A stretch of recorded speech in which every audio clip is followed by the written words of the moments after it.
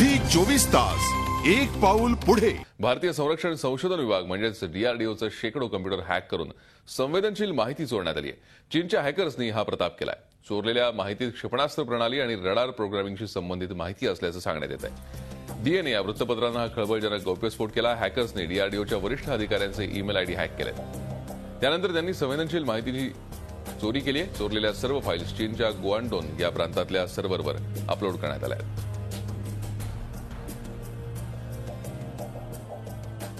मार्चच्या पहिल्या आठवड्यात हा सायबर हल्ला झालाय।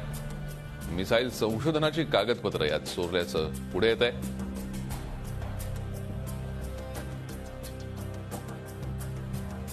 कशी झाली ही हॅकिंग पाहूया। चीनमधील हॅकर्सने डीआरडीओच्या वरिष्ठ अधिकाऱ्यांचे ईमेल पासवर्ड चोरले। चोरलेल्या ईमेल पासवर्डच्या मदतीनं मेलवरील माहिती चोरली। चोरलेली माहिती गुआंगडोंग प्रांतातील सर्व्हरवर अपलोड करण्यात आली आहे। डीआरडीओची संरक्षण विषयक शेकडो फाईल्स यात चोरण्यात आल्या आहेत।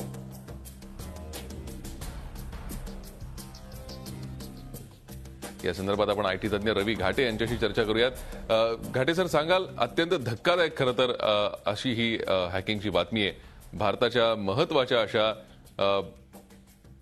संवेदनशील मानल्या जाणाऱ्या फाईल्सची चोरी चीनच्या हॅकर्सने केली आहे।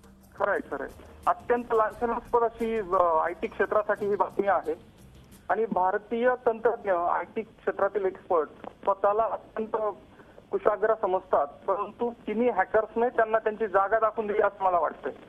ज्याप्रमाणे सीमेवर युद्ध लढलं जातं आणि जिथं आपले सैन्य हे तत्परतेने त्याचा मुकाबला करतं, त्याप्रमाणे आता गरज ह्या आयटीच्या सैनिकांची आहे।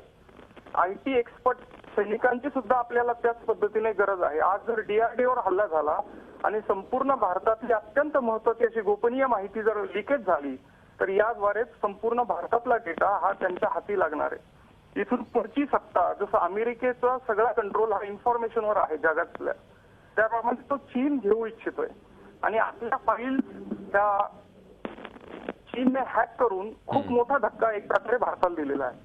ही बदनामी आहे आपली आणि आपण स्वतःला जे हुशार समजतो ते आपण जागेवर यावं आणि अशा प्रकारच्या आक्रमणांना आपण व्यवस्थित त्यांच्याही पुढचं पाऊल टाकून तोंड दिलं पाहिजे असं मला वाटतं। खरं, आणि नेमकं हॅकिंग रोखण्यासाठी आपल्याला काय करावं लागेल? कारण वरिष्ठ अधिकाऱ्यांचे ईमेल आयडीचे पासवर्ड आधी हॅक झालेत आणि त्यानंतर ही सगळी माहिती या हॅकर्सने चोरलेली आहे। त्यासाठी काय करावं लागेल?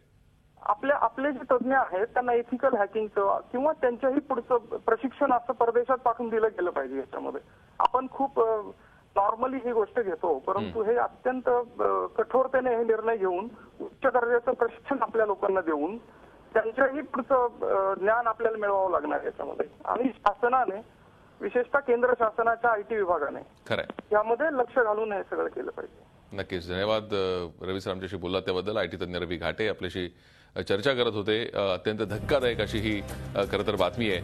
अत्यंत संवेदनशील मानल्या जाणाऱ्या संरक्षण खात्याच्या काही फाईल्स चीनी हॅकर्सनी चोरलेल्या आहेत। सुरुवातीला या अधिकाऱ्यांचे ईमेल आयडी आणि त्यांचे पासवर्ड हॅक करण्यात आले आणि त्यानंतर ही माहिती या चीनी हॅकर्सनी चोरली आहे। याकरता जास्तीत जास्त कडक उपाययोजना करण्याची गरज असल्याचं रवी घाटे यांनी म्हटलेलं आहे। झी 24 तास एक पाऊल पुढे।